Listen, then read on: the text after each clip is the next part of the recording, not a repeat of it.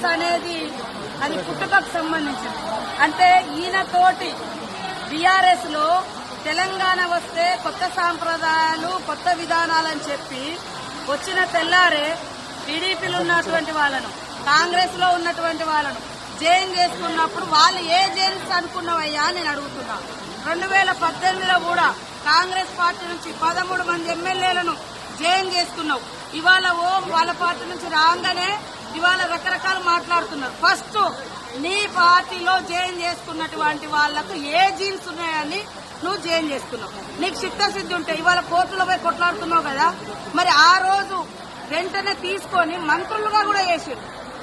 ఏది నీ నీతి అంటున్నా కేటీఆర్, నీ నీతి నీ రీతి ఏదయ్యా?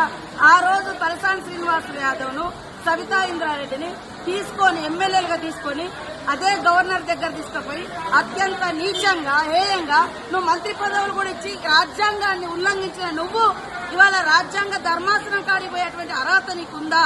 ఫస్ట్ ఇప్పటికైనా నేను సవాల్ చేస్తున్నా.